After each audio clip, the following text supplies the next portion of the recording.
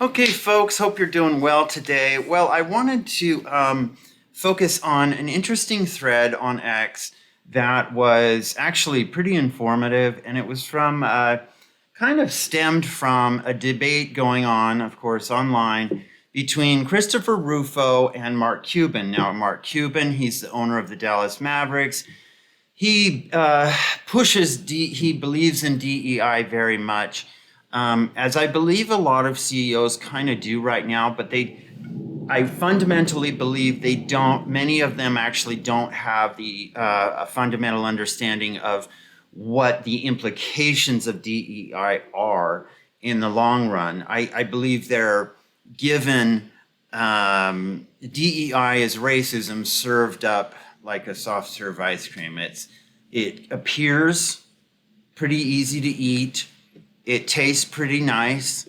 It's sugary. It seems on all appearances is like, yes, this is good. You know, who doesn't want people to have equitable access to resources, the same opportunities, things like that.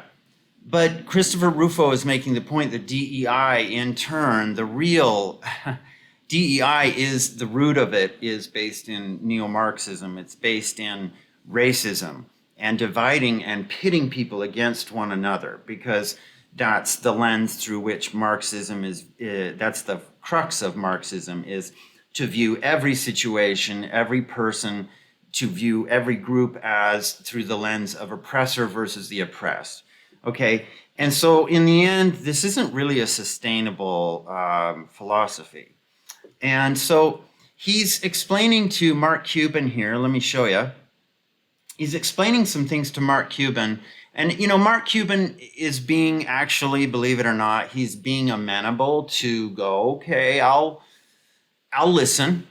And so this kind of stems out of the early part of their argument. And Christopher Rufo says, so Mark Cuban says something about it's easier to legally fire people in the federal government, but on the DEI front, isn't it a contradiction to say that the government bureaucracy is absolutely awful at everything, but implementing DEI and left-wing policies? He continues on. But he's going to explain to Mark Cuban what DEI really means, and that it's not just a PowerPoint stack from HR that comes in a nice corporate package, but it's actually degrading, evil at its core, and will dissolve trust between any of your workers. So it's actually not sustainable in the workplace over the long term. So he says here, I'm going to turn on my mouse highlighter here so you guys can actually see. He says, Christopher Rufo says, the best way to understand DEI is to separate the marketing pitch, okay, that comes from HR consulting firms, which I agree is attractive, from the reality of DEI in practice. So diversity, equity, and inclusion is what DEI stands for, just in case. Here is how I see it. Number one, diversity. We agree that it is important for people of all backgrounds to be treated fairly. Absolutely. But, quote unquote, diversity in the political sense means treating individuals as a representation of their group identity, sorting them into a hierarchy based on the oppressor versus the oppressed dynamic, and then discriminating for or against certain groups on that basis. In practice, it means putting identity above merit, rewarding and punishing individuals based on their ancestry and increasingly their political ideology. In academia, for example, diversity statements are used to measure conformity to left-wing racial theories. Number two, equity. We agree that we should maximize opportunity for all, but equity is a political ideology that is distinct from and contradictory to equality. And this is why, because it sounds a lot like equality. Let's just go to the low-hanging fruit. Equity and equality sound very similar. They start with the same letters. They have most of the first part of the word itself are the same. But equity is deceptive in that regard because it is contradictory to equality. In the highest sense, Equality means that the state should treat individuals impartially, as in equality under the law, while recognizing that individuals have different talents, desires, and motivations, which will inevitably lead to inequalities, of course. In a sense, you cannot have equality without inequality. There are two sides of the same coin. Equity, on the other hand, treats all inequality as illegitimate and attempts to force group equalization or equality of outcomes through redistribution of wealth and property. This is a key tenet of critical race theory. Number 3, inclusion. We agree that the institution should have constructive, creative environments. But in practice, inclusion is a code word for a distinct left-wing orthodoxy and is used to suppress disfavored groups and opinions. At many universities, DEI administrators publish speech codes in the name of quote-unquote inclusion that restrict the range of discourse and speech on campus. Additionally, the inclusion principle is never extended to supposed quote-unquote oppressor groups such as whites, men, and Christians. Instead, it becomes a form of exclusion. We can see this in the real world with many institutions implementing hate, bias, and safe space policies, which in practice are used to silence dissent and especially conservative speech. This is not speculation. I have substantiated all of these claims with dozens of investigative reports on DEI bureaucracies in universities, schools, and corporations. It is, in fact, much worse in the particular than in the general dynamics I am describing above. So, okay, he's doing a very good explanation, and he's going to show this with proof. He's not just saying, well, it's a code word. Inclusion is a code word for propagating the message of oppressor versus the oppressed. And inclusion is also a code word for including everybody, but making sure to exclude Christian white males. And he's going to back it up with evidence here.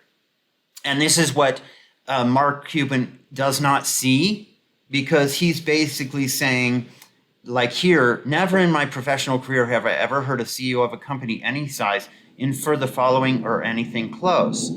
Equity, on the other hand, treats all inequality as illegitimate and attempts to force group equalization or equality of outcomes. And he says, never, not even close. You are the research. Can you show me any interviews with CEOs of American companies where the CEO says anything close to this?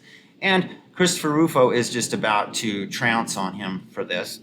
And so he says, absolutely. I wish to share 10 stories with original source documentation proving that this is, in fact, how many, if not most, Fortune 100 companies consider DEI. Buckle up for the woke capital thread of threads. So let's look, and we're not going to go through all 10, but we're going to look at Google, okay, in particular, one of the biggest and richest companies on planet Earth.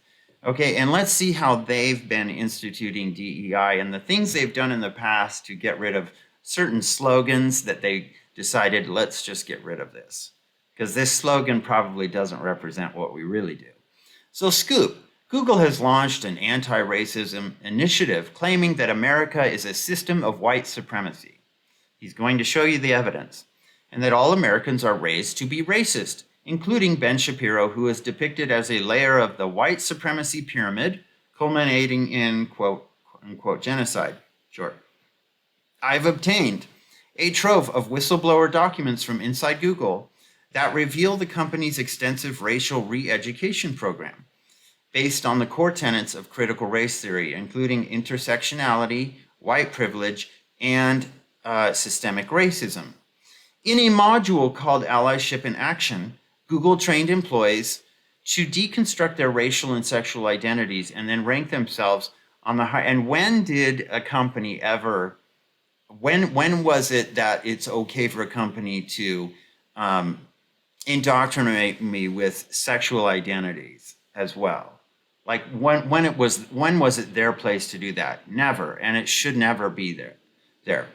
They trained employees to deconstruct their racial sexual identities and then rank themselves on the hierarchy of power and privilege, then manage their reactions through crying, and accessing their happy place. Oh my gosh. Okay, so here's some of the documents that have been revealed by whistleblowers. Allyship and Action Session. Let's see. And so this is kind of a Ladipo group. Identify your privileged identities. Wheel of power and privilege. And so they've got this wheel, this bullshit wheel that they made up. They've got gender. This is like a power and privilege intersectionality wheel. So transgender, non-binary, cisgender women, cisgender men, and then power is in the middle. So cisgender men are the closest to power, language learned, English, rich, owns property, slim, neurotypical, heterosexual, able-bodied, post-secondary, white citizen. They are the closest to the bullseye of power here.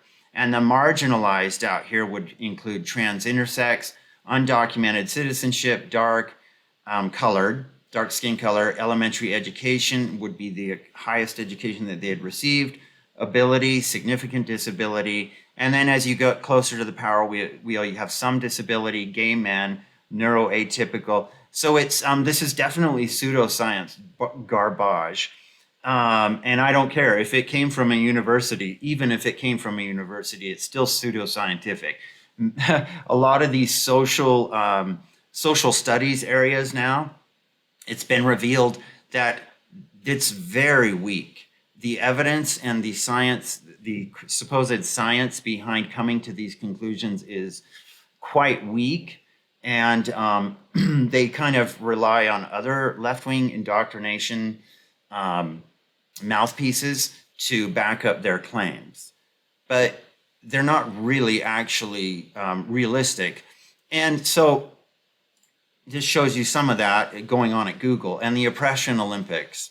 Okay, so let's go ahead. I just wanted to show you a few of those. So it says in a video, guest lecturer Ibrahim Kendi claimed that all Americans, including children as young as 3 months old, remember this is a guest lecture that he gave at Google. Children, as he said, including children as young as 3 months old, are racist. To be raised in the United States is to be raised to be racist, and to be raised to be racist is to be raised to be almost addicted to racist ideas.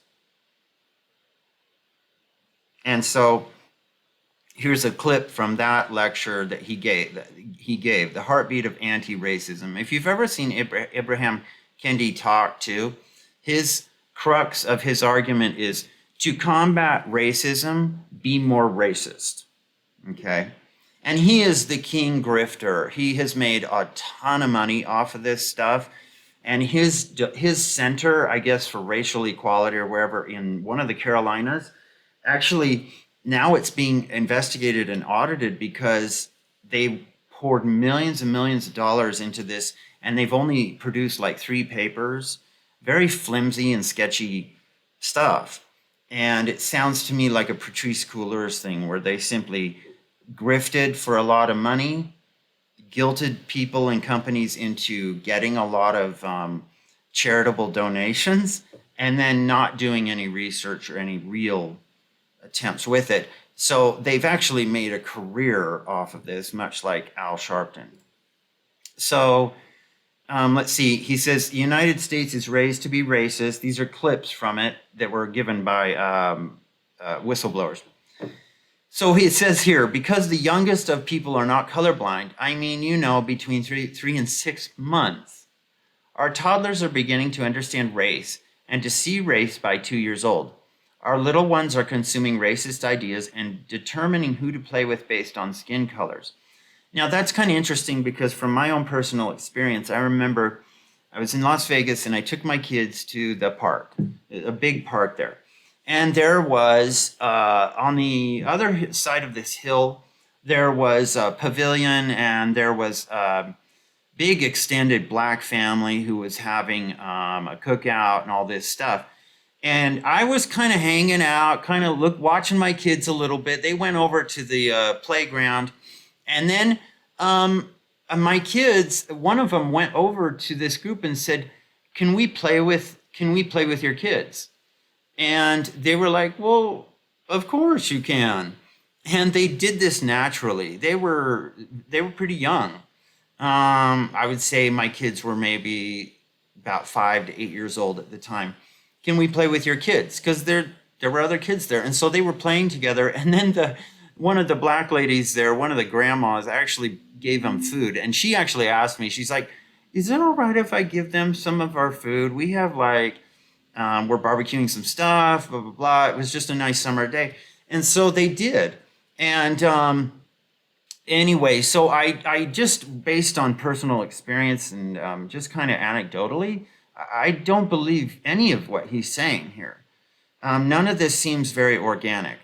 So he says, Christopher Rufo continues, denial of racism is proof that a person is racist. For me, the heartbeat of racism is denial, and the sound of that denial is I'm not racist. So you can't win. There's a no-win situation here. There's a no redemption arc going on, which this is why I say it stems from Marxism, because the end result of Marxism seems to be just like a dead, almost, yeah, well, atheistic, because 3/4 of being a Marxist is you have to be an atheist. That's what Marx said himself. I think it was Marx or Lenin who said, Marxism begins where atheism ends, or something like that. And so he says, I'm not racist. Let's see. Kendi told the Google employees, it's a critically important step for Americans to no longer be in denial about their own racism. Okay, so but here's the part Kendi never gets to either, is he never gets to the fact of, okay, so what do we do? Okay, well, you learn to be better, you learn to be better, you learn to be better. When is it enough, though? And this is what the left never tells you. They never give you a finish line. They never say, they will just say, it'll never be enough. And so what they give you is the opposite of hope. They give you a non-redemption arc to follow, which is you'll never be redeemed. You'll never change. You've been racist since you were a child from 3 months old. And that's just the way it is. So you can spend your whole life being browbeaten and being whipped into submission, but we'll continue to do that. Okay, and we're going to continue to make money off of this. It's super flimsy. And so Christopher Rufo continues, in another video, guest lecturer Nicole Hannah-Jones, she created the 1619 Project, which was that bullshit historical analysis that everything in America can be traced back to slavery, and that's it. So everything that we see in America is due to slavery. Everything that's built here, everything that's wasted here, every landfill, everything is due to slavery. And this is ridiculous because we've got to really rely on the statement that you can't paint things with a broad brush. That's never actually true. The nuances matter. Nuance matters. And these are the same people that say that type of stuff too, out the other side of their mouth. And she also lied. There's 3 gigantic historical parts of the 1619 Project that she actually lied about, and she was called out on by professors at like Oxford and Harvard. And she admitted to it, but they didn't change anything. And so, as I digress. Okay, so she claimed that she created the 1619 Project to verify her lifelong theory that everything in the modern day US can be traced back to slavery. If you name anything in America, it can relate it back to slavery. Okay, so there she is. There's just screenshots that people were taken, I think, from the whistleblowers. And then, yeah, there it is right there. And to prove my kind of lifelong theory, which is that if you name anything in America, I can relate it back to slavery. Slavery is so foundational to our political systems, our cultural systems, to how we socialized, to our infrastructure, to our economy, that almost nothing can be left untouched. So he continues, Jones claimed that the first Africans being sold in 1619 is more foundational to the American story than the Pilgrims landing at Plymouth Rock. If you're white in this country, you are the beneficiary of a 350-year system of white supremacy. And you can just see that there. Just evidence that this was written down, that this is textualized. And so if you're white in this country, you are the beneficiary of a 350-year system of white supremacy and racial hierarchy. And you don't have to do a single racist thing to benefit from that system every day. Okay. So a Google DEI lead created an internal document called Anti-Racism Resources, containing readings and radical consciousness exercises. One graphic claims that colorblindness, Columbus Day, weaponized whiteness, and Make America Great Again are covert white supremacy. Remember, these are credentialed talks and discussions that were given at Google to Google employees. And so this refutes what quite a bit what Mark Cuban is saying. And I just think Mark Cuban is blind to it. That's what I get that impression that he's absolutely blind to it. And there's no way that this could be happening. But he's trying to show him, well, let me give you a ton of evidence to show you that it's actually happening. So overtly white supremacy, an internal document called Anti-Racism Resources, overt white supremacy, socially unacceptable. So they've got lynching, hate crimes, blackface, the N-word, racist jokes, calling the police on black people white silence. Now remember, the key here is there is no redemption for you. Okay, no matter what you do. As a person of any other color here, a white person or whatever, you have no redemption arc whatsoever. That's what they're getting at. They just haven't, they're not saying it out loud, but the subtext is there's nothing you can do to ever redeem yourself, okay? But continue to be submissive and be suppressed to our ideology, and we'll continue to whip you and beat you down with this for the rest of your days, okay? So to me, it just sounds like a grab for power, and which it is. Respectability politics, tone policing, racist mascots, not believing experience of Black, Indigenous, people of color, paternalism, Make America Great Again, blaming the victim, hiring discrimination. Although the thing is often the people who claim to be victims, they often end up being the people who are the biggest bullies. If they don't rein that in, and go, you know what, I'm not going to feel sorry for myself. I'm going to go out there and I'm going to do my best. But this is all about the power grab. Treating kids of color as adults, not challenging racist jokes, police brutality, fetishizing BIPOC, meritocracy myth, celebration of Columbus Day. You get it. And Christopher Rufo says here, another graphic titled The White Supremacy Pyramid advances the idea that conservative commentator Ben Shapiro is a foundation of white supremacy, and that Donald Trump is moving society on a path towards mass murder and genocide, which is not true. The White Supremacy Pyramid: mass murder, violence, calls for violence, discrimination, veiled racism, minimization, like the white savior complex, not all white people, not believing people of color experiences, denial of white privilege. Somebody's suffering from envy here. Indifference. There are two sides to every story. Apolitical beliefs, avoiding confrontation, politics don't affect me. So what they're trying to do is make everyone guilty. Do you see how this works? You can't, if you exist as a human being, and you exist in the world of the diversity, equity, inclusion, if you exist in this neo-Marxist world, and you are just simply a human being, you're just guilty by association. You are simply guilty that you are a human being. Because if you look down here, they're looking at, like, if you are saying things like there are two sides to every story, or you have apolitical beliefs, you avoid confrontation, politics don't affect me. If you're one of these, even that makes you guilty too. And eventually, if you continue down this road, it will lead you to mass murder and genocide. The white supremacy pyramid. So, and I don't know, maybe this is like the food pyramid too. And the food pyramid is being debunked as we speak. In 2015, Google quietly ditched its corporate motto, "Don't be evil." Maybe the company, which has now become the world's library, should revisit that decision.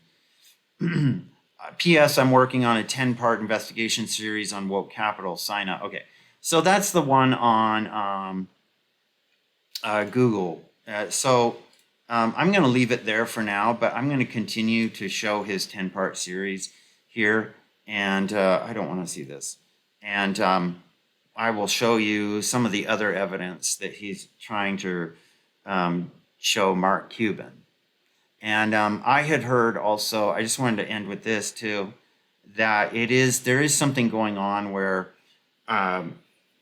it's like maybe there's leadership at these companies, but I'm not sure if there's some executive leadership that I believe totally pushes this and absolutely believes this. I also believe there's executive leadership that has a cognitive dissonance, not actually believing that this is going on at their companies, not actually believing in this because it's too bombastic, it's too conspiratorial, whatever they want to tell themselves or they've been brainwashed to believe.